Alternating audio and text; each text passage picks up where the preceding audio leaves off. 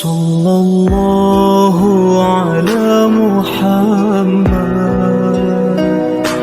Sallallahu alaihi wasallam.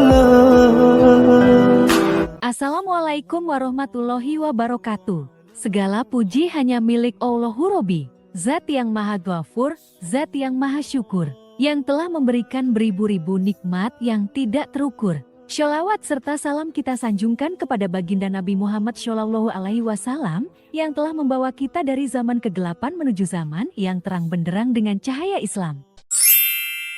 Sahabat, seorang penulis dan astrofisikawan terkenal asal Amerika Serikat Michael Hart yang beragama Nasrani pada tahun 1978 mengejutkan dunia dengan bukunya yang berjudul The 100 A Ranking of the Most Influential Persons in History.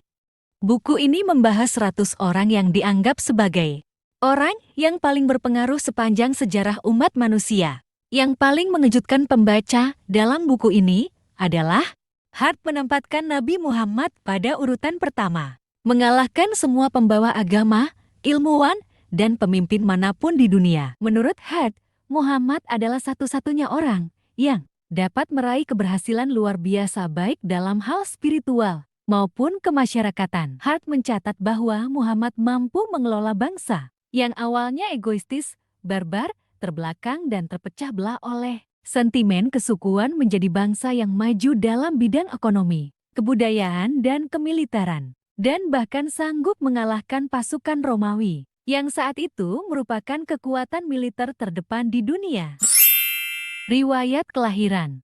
Muhammad lahir di kota Mekah, di bagian selatan Jazirah Arab, suatu tempat yang ketika itu merupakan daerah paling terbelakang di dunia, jauh dari pusat perdagangan, seni, maupun ilmu pengetahuan. Ayahnya, Abdullah, meninggal dalam perjalanan dagang di Madinah, yang ketika itu bernama Yastrib. Ketika Muhammad masih dalam kandungan, ia meninggalkan harta 5 ekor unta, sekawanan biri-biri, dan seorang budak perempuan bernama Ummu Aiman, yang kemudian mengasuh Nabi. Pada saat Muhammad berusia 6 tahun, ibunya Aminah binti Wahab mengajaknya ke Yatsrib sekarang Madinah, untuk mengunjungi keluarganya serta mengunjungi makam ayahnya. Namun dalam perjalanan pulang, ibunya jatuh sakit. Setelah beberapa hari, Aminah meninggal dunia di Abwah yang terletak tidak jauh dari Yatsrib dan dikuburkan di sana. Setelah ibunya meninggal, Muhammad dijaga oleh kakeknya,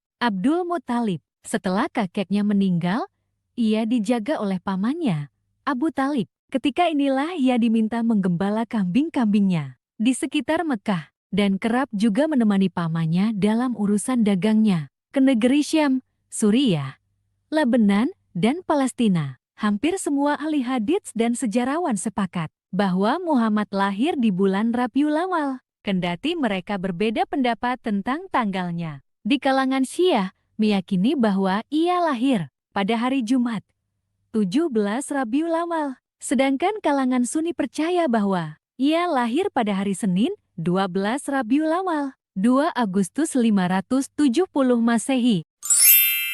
Perkenalan dengan Khadijah. Ketika Muhammad mencapai usia remaja dan berkembang menjadi seorang yang dewasa, ia mulai mempelajari ilmu untuk menambah keterampilannya dalam berdagang. Perdagangan menjadi hal yang umum dilakukan dan dianggap sebagai salah satu pendapatan yang stabil. Muhammad sering menemani pamannya berdagang ke arah utara, dan kabar tentang kejujuran dan sifatnya yang dapat dipercaya menyebar luas dengan cepat, membuatnya banyak dipercaya sebagai agen penjual perantara barang dagangan penduduk Mekah. Salah seorang yang mendengar tentang kabar adanya anak muda yang bersifat jujur dan dapat dipercaya dalam berdagang adalah seorang janda yang bernama Khadijah. Khadijah adalah seorang yang memiliki status tinggi di kalangan suku Arab. Sebagai seorang pedagang, ia juga sering mengirim barang dagangan ke berbagai pelosok daerah di tanah Arab. Reputasi Muhammad membuat Khadijah mempercayakannya untuk mengatur barang dagangan Khadijah. Khadijah sangat terkesan ketika sekembalinya Muhammad membawakan hasil berdagang yang lebih dari biasanya. Seiring waktu akhirnya Muhammad dan Khadijah saling jatuh cinta Mereka menikah pada saat Muhammad berusia 25 tahun. Saat itu Khadijah telah berusia mendekati umur 40 tahun. Namun ia masih memiliki kecantikan yang dapat menawan Muhammad. Perbedaan umur yang jauh dan status janda yang dimiliki oleh Khadijah tidak menjadi halangan bagi mereka. Walaupun pada saat itu suku Quraisy memiliki budaya yang lebih menekankan kepada perkawinan dengan seorang gadis ketimbang janda. Meskipun kekayaan mereka semakin bertambah, Muhammad tetap hidup sebagai orang yang sederhana. Ia lebih memilih menggunakan hartanya untuk hal-hal yang lebih penting. Memperoleh gelar. Ketika Muhammad berumur 35 tahun, ia ikut bersama kaum Quraisy dalam perbaikan Ka'bah. Pada saat pemimpin-pemimpin suku Quraisy berdebat tentang siapa yang berhak meletakkan Hajar Aswad, Muhammad dapat menyelesaikan masalah tersebut dan memberikan penyelesaian adil. Saat itu ia dikenal di kalangan suku-suku Arab karena sifat-sifatnya yang terpuji. Hingga akhirnya ia memperoleh gelar Al-Amin, yang artinya orang yang dapat dipercaya. Diriwayatkan pula bahwa Muhammad adalah orang yang percaya sepenuhnya dengan keesaan Tuhan. Ia hidup dengan cara amat sederhana dan membenci sifat-sifat tamak, angkuh dan sombong yang lazim di kalangan bangsa Arab saat itu. Ia dikenal menyayangi orang-orang miskin dan anak-anak yatim serta berbagi penderitaan. Dengan berusaha menolong mereka, ia juga menghindari semua kejahatan yang sudah membudaya di kalangan bangsa Arab pada masa itu seperti berjudi, meminum minuman keras, berkelakuan kasar dan lain-lain. Sehingga ia dikenal sebagai as-Shadiq yang berarti yang benar. Kerasulan. Muhammad dilahirkan di tengah-tengah masyarakat terbelakang yang senang dengan kekerasan dan pertempuran. Dan menjelang usianya yang ke-40, ia sering menyendiri ke Gua Hira, sebuah gua bukit sekitar 6 km sebelah timur kota Makkah, yang kemudian dikenali sebagai Jabal An-Nur. Ia bisa berhari-hari bertafakur, merenung dan mencari ketenangan. Dan sikapnya itu dianggap sangat bertentangan dengan kebudayaan Arab pada zaman tersebut yang senang bergerombol. Dari sini, ia sering berpikir dengan mendalam dan memohon kepada Allah supaya memusnahkan kekafiran dan kebodohan. Muhammad pertama kali diangkat menjadi rasul pada malam hari tanggal 17 Ramadan atau 6 Agustus 611 Masehi. Diriwayatkan, malaikat Jibril datang dan membacakan surah pertama dari Quran yang disampaikan kepada Muhammad, yaitu surah Al-Alaq. Muhammad diperintahkan untuk membaca ayat yang telah disampaikan kepadanya. Namun ia mengelak dengan berkata ia tak bisa membaca. Jibril mengulangi 3 kali,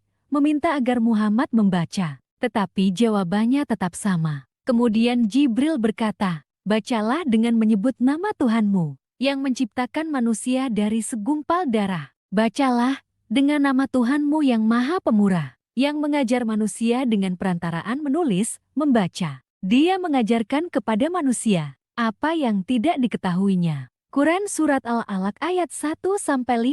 Muhammad berusia 40 tahun 6 bulan dan 8 hari. Ketika ayat pertama sekaligus pengangkatannya sebagai rasul disampaikan kepadanya. Menurut perhitungan tahun Kamariah penanggalan berdasarkan bulan, atau 39 tahun 3 bulan 8 hari menurut perhitungan tahun Syamsiah, atau tahun Masehi penanggalan berdasarkan matahari. Setelah kejadian di Gua Hira tersebut, Muhammad kembali ke rumahnya. Diriwayatkan ia merasakan suhu tubuhnya panas dan dingin secara bergantian akibat peristiwa yang baru saja dialaminya dan meminta istrinya agar memberinya selimut. Diriwayatkan pula untuk lebih menenangkan hati suaminya, Khadijah mengajak Muhammad mendatangi saudara sepupunya yang seorang Nasrani, yaitu Warakah bin Naufal. Warakah banyak mengetahui nubuat tentang Nabi terakhir dari kitab-kitab suci Kristen dan Yahudi. Mendengar cerita yang dialami Muhammad,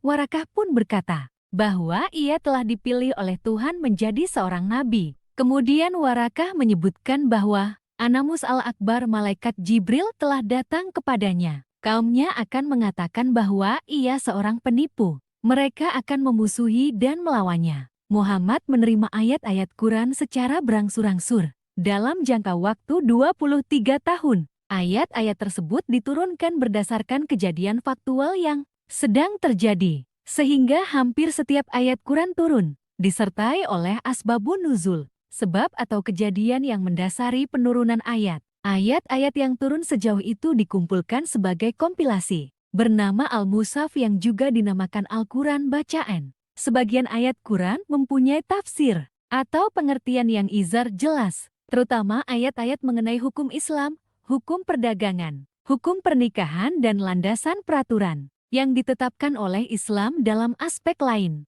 Sedangkan sebagian ayat lain yang diturunkan pada Muhammad memerlukan interpretasi dan pengkajian lebih mendalam untuk memperjelas makna yang terkandung di dalamnya. Dalam hal ini kebanyakan Muhammad memberi contoh langsung penerapan ayat-ayat tersebut dalam interaksi sosial dan religiusnya sehari-hari, sehingga para pengikutnya mengikutinya sebagai contoh dan standar dalam berperilaku dan bertata krama dalam kehidupan bermasyarakat. Mendapatkan pengikut selama 3 tahun pertama sejak pengangkatannya sebagai Rasul, Muhammad hanya menyebarkan Islam secara terbatas di kalangan teman-teman dekat dan kerabatnya. Hal ini untuk mencegah timbulnya reaksi akut dan masif dari kalangan bangsa Arab saat itu yang sudah sangat terasimilasi budayanya dengan tindakan-tindakan amoral yang dalam konteks ini bertentangan dengan apa yang akan dibawa dan ditawarkan oleh Muhammad. Kebanyakan dari mereka yang percaya dan meyakini ajaran Muhammad pada masa-masa awal adalah para anggota keluarganya, serta golongan masyarakat awam yang dekat dengannya di kehidupan sehari-hari, antara lain Khadijah, Ali, Zaid bin Haritsah, dan Bilal. Kemudian pada awal tahun 613, Muhammad mengumumkan secara terbuka agama Islam. Setelah sekian lama banyak tokoh-tokoh bangsa Arab seperti Abu Bakar, Utsman bin Affan, Zubair bin Al-Awam, Abdul Rahman bin Auf, Ubaidah bin Harits, Amr bin Nufail, yang kemudian masuk ke agama yang dibawa Muhammad. Kesemua pemeluk Islam pertama itu disebut dengan As-Sabiqun Al-Awwalun atau yang pertama-tama. Penyebaran Islam sekitar tahun 613 Masehi. 3 tahun setelah Islam disebarkan, secara diam-diam, Muhammad mulai melakukan penyebaran Islam secara terbuka kepada masyarakat Mekah. Respon yang ia terima sangat keras dan masif. Ini disebabkan karena ajaran Islam yang dibawa olehnya bertentangan dengan apa yang sudah menjadi budaya dan pola pikir masyarakat Mekah saat itu. Pemimpin Mekah Abu Jahal menyatakan bahwa Muhammad adalah orang gila yang akan merusak tatanan hidup orang Mekah. Akibat penolakan keras yang datang dari masyarakat jahiliyah di Mekah dan kekuasaan yang dimiliki oleh para pemimpin Quraisy yang menentangnya, Muhammad dan banyak pemeluk Islam awal disiksa, dianiaya, dihina, disingkirkan, dan dikucilkan dari pergaulan masyarakat Mekah. Walau mendapat perlakuan tersebut, ia tetap mendapatkan pengikut dalam jumlah besar. Para pengikutnya ini kemudian menyebarkan ajarannya melalui perdagangan ke negeri Syam,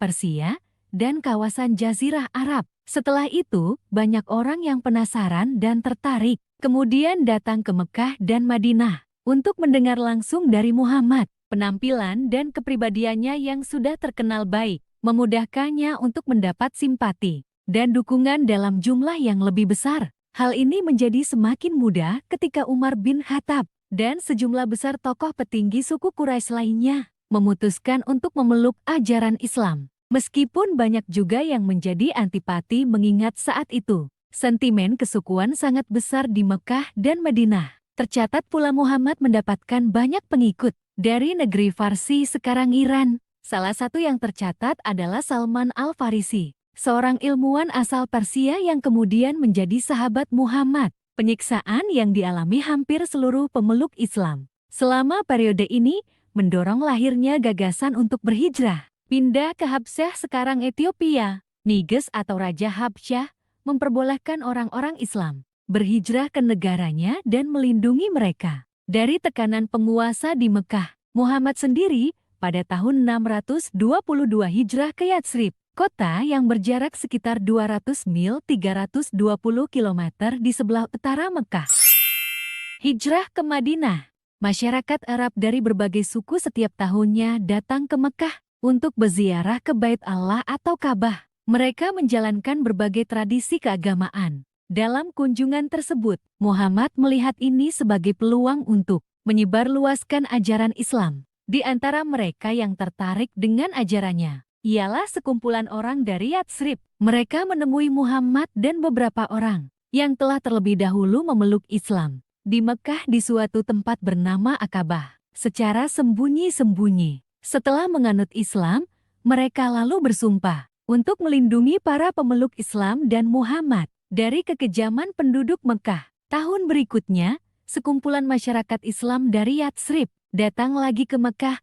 Mereka menemui Muhammad di tempat mereka bertemu sebelumnya. Abbas bin Abdul Muthalib, yaitu pamannya, yang saat itu belum menganut Islam, turut hadir dalam pertemuan tersebut. Mereka mengundang orang-orang Islam Mekah untuk berhijrah ke Yatsrib dikarenakan situasi di Mekah yang tidak kondusif bagi keamanan para pemeluk Islam. Muhammad akhirnya menerima ajakan tersebut dan memutuskan berhijrah ke Yatsrib pada tahun 622 Masehi. Mengetahui bahwa banyak pemeluk Islam berniat meninggalkan Mekah, masyarakat jahiliyah Mekah berusaha mencegahnya. Mereka beranggapan bahwa bila dibiarkan berhijrah ke Yatsrib, Muhammad akan mendapat peluang untuk mengembangkan agama Islam ke daerah-daerah yang jauh lebih luas. Setelah selama kurang lebih 2 bulan ia dan pemeluk Islam terlibat dalam peperangan dan serangkaian perjanjian, akhirnya masyarakat Muslim pindah dari Mekah ke Yatsrib, yang kemudian setelah kedatangan rombongan dari Makkah pada tahun 622 dikenal sebagai Madinah atau Madinatun Nabi, kota Nabi. Di Madinah, pemerintahan kekhalifahan Islam diwujudkan di bawah pimpinan Muhammad. Umat Islam bebas beribadah, salat, dan bermasyarakat di Madinah. Begitupun kaum minoritas Kristen dan Yahudi. Dalam periode setelah hijrah ke Madinah, Muhammad sering mendapat serangkaian serangan, teror, ancaman pembunuhan dan peperangan yang ia terima dari penguasa Mekah. Akan tetapi semuanya dapat teratasi lebih mudah dengan umat Islam yang saat itu telah bersatu di Madinah. Pembebasan Mekah tahun 629 Masehi, tahun ke-8 Hijriah setelah hijrah ke Madinah, Muhammad berangkat kembali ke Makkah dengan membawa pasukan Muslim sebanyak 10.000 orang. Saat itu ia bermaksud untuk menaklukkan kota Mekah dan menyatukan para penduduk kota Mekah dan Madinah. Penguasa Mekah yang tidak memiliki pertahanan yang memadai kemudian setuju untuk menyerahkan kota Makkah tanpa perlawanan, dengan syarat kota Mekah akan diserahkan tahun berikutnya. Muhammad menyetujuinya, dan ketika pada tahun berikutnya, ketika ia kembali, ia telah berhasil mempersatukan Mekah dan Madinah. Dan lebih luas lagi, ia saat itu telah berhasil menyebarluaskan Islam ke seluruh Jazirah Arab. Muhammad memimpin umat Islam menunaikan ibadah haji, memusnahkan semua berhala yang ada di sekeliling Ka'bah, dan kemudian memberikan amnesti umum, dan menegakkan peraturan Islam di kota Makkah. Mukjizat. Mukjizat terbesar Muhammad adalah Al-Quran, yaitu kitab suci umat Islam. Hal ini dibuktikan bahwa kebudayaan Arab pada masa itu, yang masih barbar dan tidak mengenal peradaban. Namun oleh Al-Quran hal itu berubah total, karena Quran membawa banyak peraturan keras, yang menegakkan dasar-dasar nilai budaya baru di dunia Arab, yang sebelumnya tidak berperadaban, yang mengeliminasi akar-akar kejahatan sosial yang mengakar di dunia Arab, serta pada masa yang lebih dekat mengantarkan pemeluknya meraih tingkat peradaban tertinggi di dunia pada masanya. Mukjizat lain yang tercatat dan diyakini secara luas oleh umat Islam adalah terbelahnya bulan, perjalanan Isra dan Miraj dari Madinah menuju Yerusalem, yang kemudian menuju Sidratul Muntaha dalam waktu yang sangat singkat. Perbedaan dengan Nabi dan Rasul terdahulu. Dalam mengemban misi dakwahnya, umat Islam percaya bahwa Muhammad diutus Allah untuk menjadi nabi bagi seluruh umat manusia. Sedangkan nabi dan rasul sebelumnya hanya diutus untuk umatnya masing-masing, seperti halnya Nabi Musa yang hanya diutus untuk Bani Israel. Sedangkan kesamaan ajaran yang dibawa Muhammad dengan nabi dan rasul sebelumnya ialah sama-sama mengajarkan keesaan Tuhan, yaitu kesaksian bahwa Tuhan yang berhak disembah hanyalah Allah. Terima kasih sudah menonton. Semoga kamu selalu sehat dan bahagia. Jangan lupa klik tombol subscribe di bawah videonya dan bagikan videonya kemana saja kamu suka. Sallallahu ala Muhammad Sallallahu alaihi wasallam